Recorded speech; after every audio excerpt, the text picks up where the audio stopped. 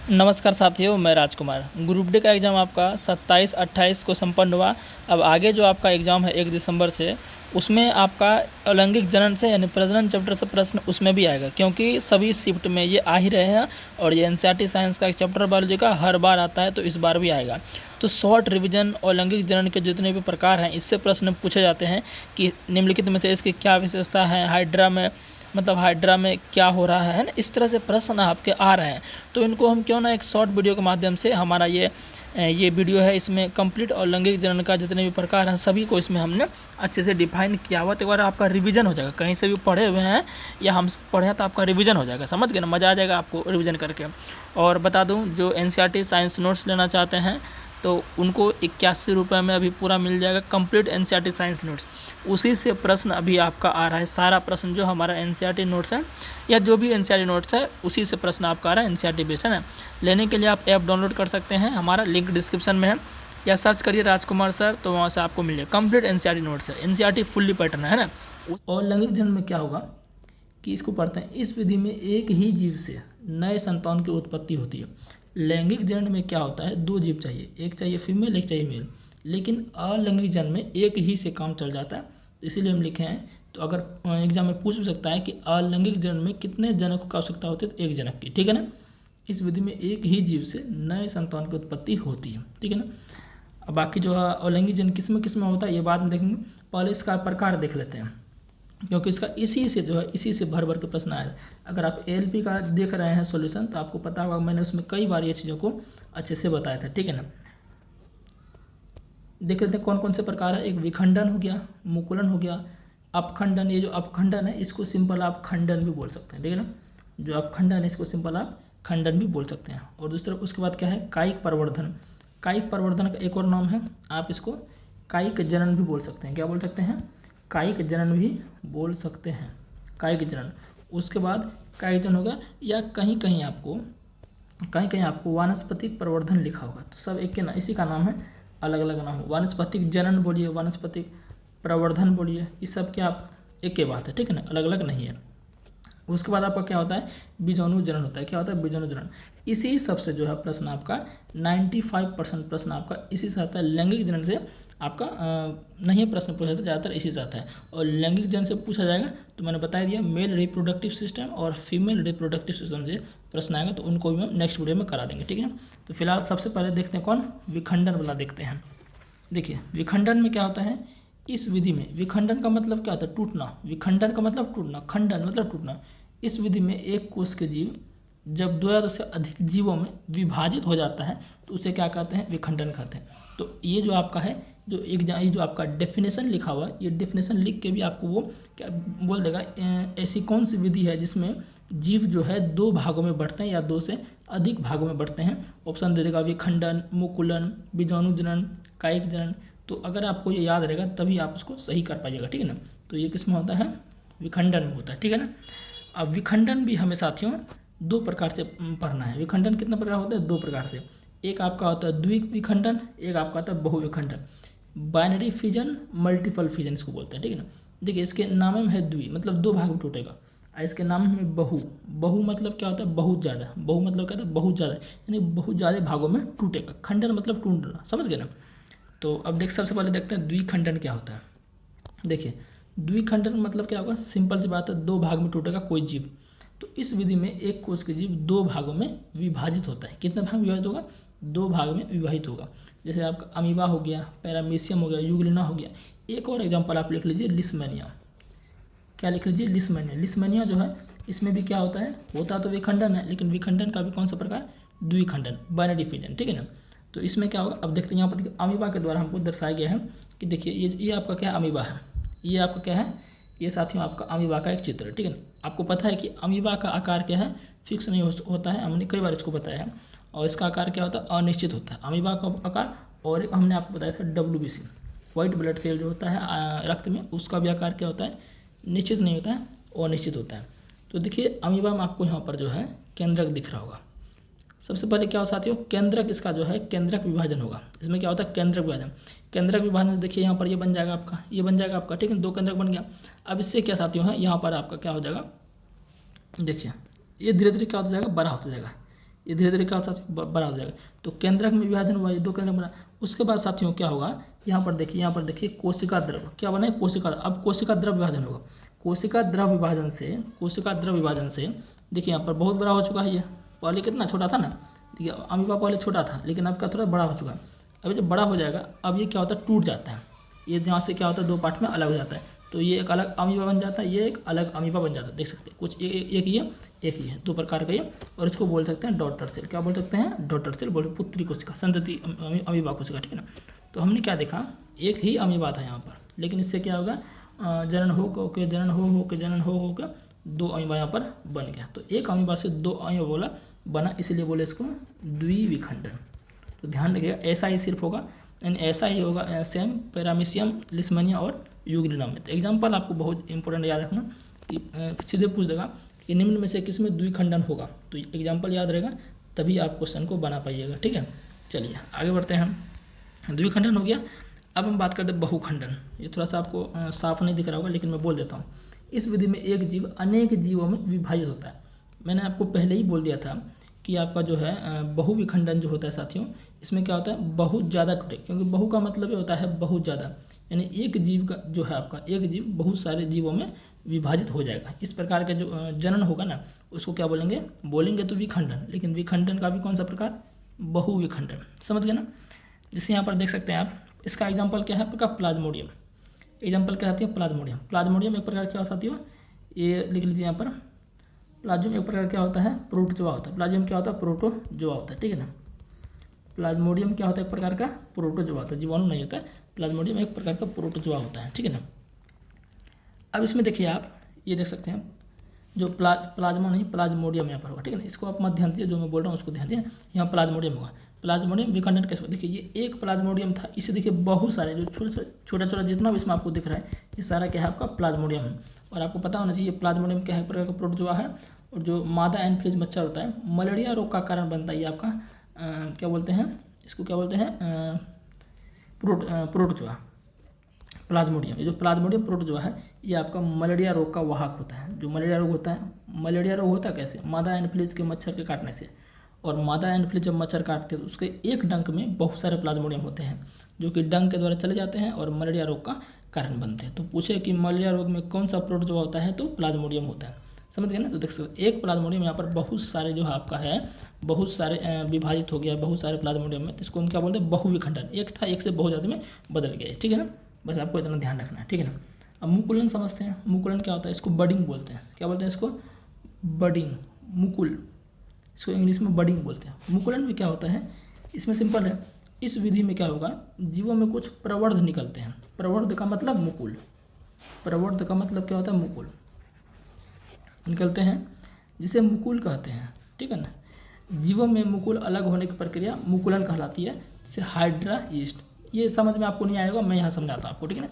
लेकिन ये तो आपको समझ में आया होगा कि इसका एग्जाम्पल क्या है, हाइड्रा है और यीस्ट है। हाइड्रा यीस्ट में क्या होगा, मुकुलन होगा। अब समझते हैं यहाँ पर आखिर ये होता कैसे। देखिए साथियों, ये जो आपका है, ये जो आपको दिख रहा होगा यहाँ पर दिख रहा होगा, ये आपका एक जीव है। ये क्या आपका एक जीव है, और इस जीव का नाम क्या है, सिंपल बोलिएगा हाइड्रा है। क्या इसका नाम है, हाइड्रा, एच से हाइड्रा में लिख देते हैं। इस हाइड्रा में देखिए कि ये जो आपको दिख रहा होगा, ये वाला पार्ट यहाँ छोटा सा दिख रहा होगा, इसको बोलते हैं मुकुल या प्रवर्ध बोलिए। ये क्या होता है, देखिए धीरे धीरे स्टेज से इस स्टेज में गया तो इसका ये वाला पार्ट थोड़ा सा बड़ा हो गया, फिर ये स्टेज गया, फिर इस वाला पार्ट ये बड़ा हो गया। एक समय ऐसा स्थिति आता है कि ये पूरा क्या होता है, सेम आपका देखिए इस तरह से ये बन जाता है। सेम ये जो दिख रहा है आपका, सेम ये इस तरह जनक के जैसा बन जाता है। तो ये क्या होता है, टूट के अलग हो जाता है। देख सकते हैं यहाँ पर क्या है, ये टूट के अलग हो गया है। यानी कि सेम आपका ये मुकुल जो धीरे धीरे मुकुल जो उभार उसका उत्पन्न हुआ था, धीरे धीरे बड़ा हो के इसमें क्या हो गया, पूरा जब ये पूरा संत जनक के जैसा बन गया तो टूट के अलग हो गया।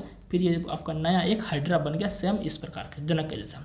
तो ये जो इस प्रक्रिया क्या बोले, मुकुलन प्रोसेस से हाइड्रा में जनन हुआ। और ये जो ऊपर वाला दिख रहा है, इसको बोलते हैं स्पर्शक, ठीक है ना। तो उम्मीद है ये मुकुलन आप समझ गए होंगे।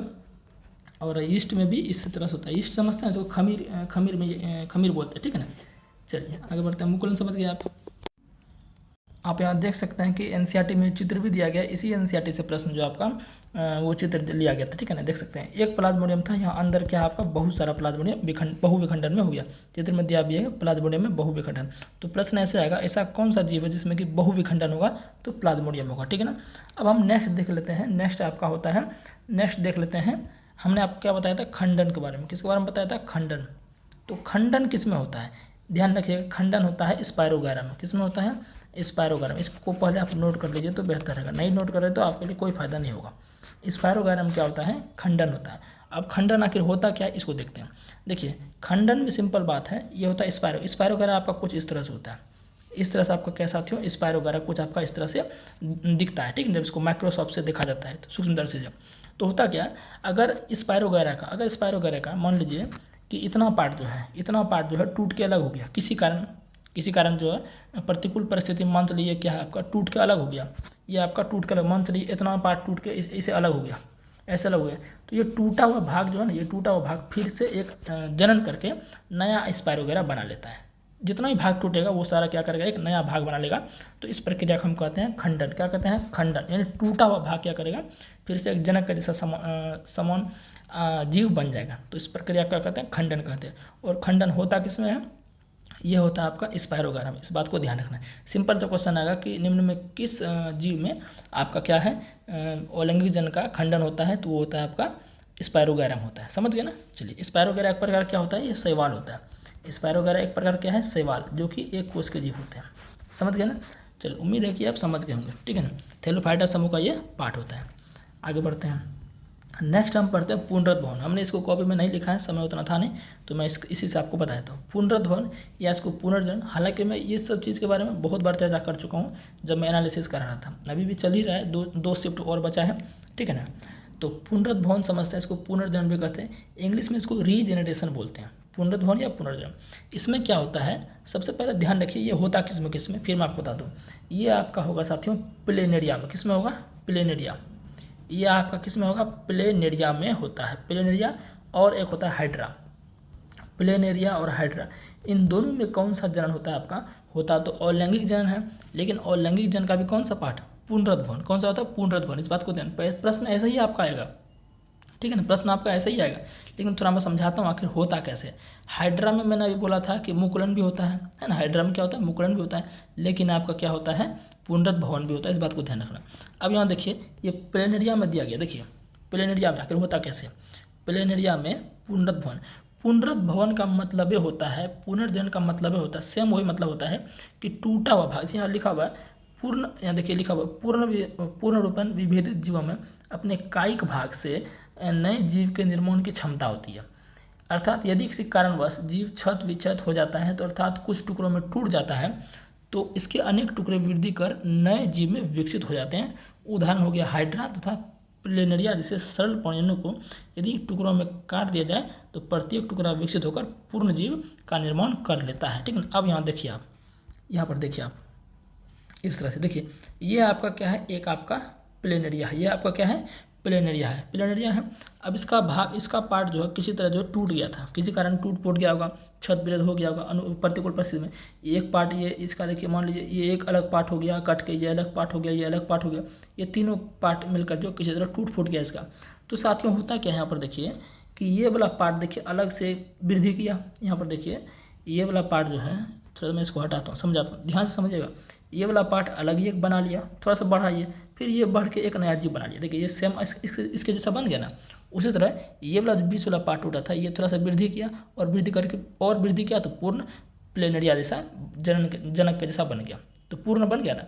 फिर ये वाला पार्ट देखिए थोड़ा सा और वृद्धि किया और पूरा वृद्धि करके प्लेनेरिया के समान बन गया। तो टूटा हुआ कोई भी पार्ट टूटेगा तो वो टूटा हुआ पार्ट आपका एक नया कह सकते हैं कि बना लेगा, जनक बना लेगा। तो ये किसका पार्ट है, ये पुनरुत भवन में इस प्रकार होता है। उदाहरण याद क्या रखना है, हाइड्रा और प्लेनेरिया, बस इतना, ठीक है ना। आगे बढ़ते हैं। अब हम देखते हैं अब हम देखते हैं बीजाणु जनन के बारे में। किसके बारे में देखते हैं? बीजाणु समासंग। मैंने उसमें लिखा था ना कौन कौन से प्रकार हमने देख लिया। विखंडन देख लिया, विखंडन के प्रकार जो थे द्विखंडन, बहुखंडन, उसको देख लिया। उसके बाद खंडन को देख लिए, उसके बाद हम मुकुलन को देख लिए, पुनर्जनन को देख लिए। अब बचा है बीजाणु समासंग। उसके बाद एक और बचेगा कायिक जनन। फिर आपका अलैंगिक जनन से जितने भी प्रश्न आएंगे आपसे नहीं छूटेगा एग्जाम में, ठीक है ना। तो बीजाणु समासंग में क्या होता है? सिंपल सी बात है, ये जो चित्र आपको देख रहे हैं ना, ये चित्र जो है इतना बड़ा चित्र वास्तव में नहीं होता है। ये जूम करके बनाया गया है सूक्ष्मदर्शी माइक्रोस्कोप्स के द्वारा। होता है क्या साथियों, आपने जो है ब्रेड जरूर खाया होगा, ब्रेड आपने जरूर खाया होगा। जो ब्रेड मिलते हैं ना, जिनको हम पाव रोटी बोलते हैं, जब ब्रेड को आप क्या कीजिएगा, बहुत दिन के लिए ऐसे छोड़ दीजिएगा, खुले में छोड़ दीजिएगा, तो उस पर देखिएगा कि कुछ काले काले धब्बे पड़ जाते हैं, फफूंद टाइप के। कुछ काले काले क्या है, धब्बे पड़ जाते हैं, फफूंद टाइप के। तो आप बोलेगा अरे ये ब्रेड खराब हो गया, इसको फेंक दो। तो होता क्या है कि ये जो आपका एक कवक होता है, इसमें ये जो काले काले धब्बे से पड़ गए, इसमें बेसिकली एक कवक आ गया। उस कवक का नाम क्या है? राइजोपस। क्या है? राइजोपस है। उस कवक का नाम क्या है? राइजोपस है। ये राइजोपस क्या करते हैं, इस ब्रेड पर क्या करते हैं, वृद्धि करने लगते हैं और अपनी संख्या जनन करके बढ़ा लेते हैं। बीजाणु समासंग विधि के द्वारा जनन करके अपनी संख्या को बढ़ा लेते हैं, ठीक है ना। आखिर होता कैसे? ये जो कवक यहाँ पर आ गए ना, इस कवक में क्या होता है, इस कवक का नाम राइजोपस है। ये कवक को जब जूम करके देखेगा तो कुछ इस तरह से दिखता है, कुछ इस तरह से ये पूरा दिखता है। देखिए इसका जो ये वाला पार्ट ऊपर जो दिख रहा है, गोल गोल पार्ट दिख रहा है, इस गोल गोल पार्ट को बोलते हैं स्पोरेंजियम। क्या बोलते हैं साथियों? स्पोरेंजियम बोलते हैं। देखिए यहाँ पर लिखा भी होगा, अनेक सरल बहुकोश के जीवों में विशिष्ट जनन संरचना होती है। क्रियाकलाप ब्रेड पर धागे समान कुछ संरचनाएं, ये सबको आप छोड़िए, जो मैं आपको बता रहा हूँ वो देखिए।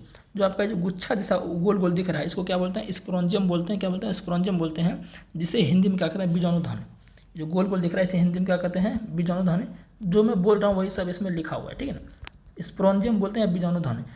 और इस बीजाणुधानी में क्या होते हैं? इस बीजाणुधानी में क्या होते हैं कि छोटे छोटे, देखिए छोटे छोटे आपको कण इसमें दिख रहे होंगे, और इस कण को बोलते हैं बीजाणु। यही बीजाणु क्या होते हैं, जब नीचे गिरते हैं तो एक नया राइजोपस आपका कवक बन जाता है। तो देखिए अब बहुत सारे उसमें हैं। देखिए इसमें क्या है, जो गोल गोल में बहुत सारे क्या है आपके, बहुत सारे क्या है, बीजाणु हैं। तो बहुत सारे गिरेंगे तो बहुत सारे राइजोपस कवक का निर्माण होगा, है ना। तो इस तरह से क्या है, ये एक प्रकार का जनन ही तो है। संख्या में वृद्धि, हमने क्या पढ़ा था, संख्या में वृद्धि होना, किसी जीव की संख्या में वृद्धि होना जनन की प्रक्रिया द्वारा ही होता है। तो यहाँ पर बहुत सारे कण जब बीजाणु गिरेंगे इस बीजाणुधानी से, तो नया नया आपका जीव बनेगा। तो जनन का प्रकार ही हुआ ना, लेकिन कैसे हुआ? बीज से हुआ, बीजाणु से हुआ, इसीलिए इसको बोल रहे हैं बीजाणु समासंग। और एग्जाम्पल ये क्या रखना है? राइजोपस। राइजोपस और राइजोपस के बाद क्या होता है? ये आपका एक कवक होता है। क्या होता है? कवक होता है। तो उम्मीद है ये भी आप समझ गए होंगे। अब एक देखते हैं कायिक वाला, फिर आपका खत्म हो जाएगा। तो अब देख लेते हैं, लास्ट बचा है कायिक जनन, उसके बाद आपका क्या हो जाएगा? खत्म हो जाएगा। कायिक जनन बोलिए, या इसको वानस्पतिक जनन या वानस्पतिक परिवर्तन या कायिक परिवर्तन, सब एक के बात है, ठीक है ना। तो तीनों नाम याद रखना पड़ेगा, क्या पता कौन सा पूछ दें। इंग्लिश में इसको वेजिटेटिव प्रोपेगेशन बोलते हैं, ठीक है ना। क्या होता है ये समझते हैं। यह जनन पौधों के कायिक अंगों द्वारा होता है। कायिक अंग पौधा का क्या हो गया? कायिक अंग पौधा हो गया, जैसे पौधा का जड़ हो गया, तना हो गया, पत्ती हो गया, है ना। ये सब आपका क्या है? पौधे का कायिक जनन है, वेजिटेटिव ऑर्गन है। रूट, स्टेम एंड लीफ, ये सब क्या होता है? ये सब आपका पौधे का क्या होता है? कायिक अंग होता है। अब इनके द्वारा जनन जो होता है दो प्रकार का होता है। कितने प्रकार का होता है? दो प्रकार का। एक होता है नेचुरल तरीके से और एक होता है आपका आर्टिफिशियल तरीके से। तो दोनों को हम देखेंगे, दोनों से प्रश्न आते हैं। नेचुरल तरीके से क्या होता है? सिंपल बोलेंगे, इसमें जड़ से होगा, यानी रूट से होगा, लीफ से होगा और स्टेम से होगा। सवाल क्या पूछता है? सवाल पूछता है कि नेचुरल तरीके से यानी प्राकृतिक कायिक जनन में, प्राकृतिक कायिक प्रवर्धन में जड़ के द्वारा जनन किस में होता है? शकरकंद। शकरकंद देखें ना, इसको बोलते हैं स्वीट पोटैटो। उसमें क्या होता है? जड़ के द्वारा जनन होता है और इसको क्या बोलते हैं? कायिक जनन बोलते हैं। क्या बोलते हैं? कायिक जनन। है तो कायिक जनन का प्रकार है। बोलेगा कि शकरकंद में किस प्रकार का जनन होता है, तो सिंपल बोलेंगे कायिक जनन, लेकिन किसके द्वारा? जड़ के द्वारा होता है। तना की बात करें, आलू, अब बोलेगा आलू तना होता है, जमीन के अंदर जो फलता है उसे तना नहीं कहते हैं। लेकिन आपको ध्यान रखना है कि आलू आपका एक मॉडिफाइड स्टेम होता है, रूपांतरित तना होता है। अदरक, हल्दी, ये तीनों में जनन होता है, जनन के द्वारा ये वृद्धि करते हैं। तो किसके द्वारा? तनाव के द्वारा, तनाव के द्वारा, ठीक है ना। पत्ती की बात करें, ब्रायोफिल्म। क्या ब्रायोफिल्म? मैं ब्रायोफिल्म आपको दिखाना चाहूँगा, एनसीईआरटी में इसका चित्र दिया है। आप यहाँ देख सकते हैं कि ब्रायोफिल्म में साथियों का, ब्रायोफिल्म का यहाँ पर चित्र दिया है। ब्रायोफिल्म पत्ती का नाम है, ठीक है ना। इसमें क्या होता है, ये जो पत्ता आपको दिख रहा है, इस पत्ता में देखिएगा छोटे छोटे कलिका निकल रहते हैं। अगर आपको दिख रहा है ये वाला पार्ट, ये छोटे छोटे कलिका निकल रहते हैं, सेम आपको ये पौधा के जैसे दिख रहा है। जो ब्रायोफिल्म की पत्तियाँ हैं, ब्रायोफिल्म की पत्ती है, इसमें देखिए कि इसके कोने कोने पर क्या है? पौधा टाइप का आपको दिख रहा है। और इसको, इस पौधा का नाम पता क्या है? कलिका का नाम है पत्रकलिका। क्या नाम है? पत्रकलिका नाम है। यही पत्रकलिका जो है जब थोड़े से बड़े होने लगते हैं तो टूट के ये क्या होता है, अलग होने लगते हैं, वापस एक नए पौधे का विकास करते हैं। तो आखिर हुआ पत्ते से हुआ ना, पत्ते पर था कलिका तो पत्ते से हुआ, इसलिए बोल रहे हैं इसे पत्ते के द्वारा इसमें जनन होता है। और ये क्या है, नेचुरल तरीके से हुआ, हम इसको थोड़ी करवा रहे हैं, ये नेचुरल तरीके से हुआ, ठीक है ना। तो ये आप इस तरह से कुछ देख सकते हैं, ठीक है ना। और जब ये गिर जाएगा नीचे मिट्टी में तो एक नया पौधा विकसित हो जाता है। सिंपल है। आगे देखते हैं। तो ब्रायोफिल्म वाला आपने देख लिया कि पत्ती के द्वारा किस में जन्म होगा, ब्रायोफिल्म में होगा, ठीक है ना। अब प्राकृतिक वाला हमने तीनों देख लिया। अब देखते हैं आपका कृत्रिम कायिक जनन में। किस में देखते हैं? कृत्रिम कायिक जनन में। कृत्रिम कायिक जनन से आपका कटिंग हो गया, जिसको हम कलम लगाना भी बोलते हैं, सुने हो ना, कलम लगाना। तो कलम लगाना किस में होगा? ये गुलाब के पौधे में। अब कृत्रिम का मतलब क्या होगा? जिसको हम करते हैं वो खुद नहीं होता। जो नेचुरल वाला इधर पूरा था ये सब अपने आप होता था, जड़ के द्वारा शकरकंद ये सब अपने आप जनन होता था, लेकिन हम इसको करते नहीं थे। लेकिन आपका इधर जो कृत्रिम कायिक जनन है इसको हमें करना पड़ता है। तो कटिंग, कलम लगाना, जैसे गुलाब के पौधे एग्जाम्पल पूछेगा कि कटिंग के द्वारा किस पौधे का जनन किया जाता है, तो गुलाब के पौधे में। फिर लेयरिंग, जिसको परतन बोलते हैं हिंदी में, तो इसमें चमेली हो गया, बैक्सवुड हो गया, ये आपको ध्यान रखना है। चमेली अगर बैक्सवुड नहीं हो याद रखिएगा, चमेली याद रखिएगा तो चमेली का ही ज़्यादा पूछता है। तो चमेली में क्या होगा, चमेली के फूल में जो चमेली एक पौधा होता है उसमें लेयरिंग के माध्यम से कृत्रिम जनन होता है।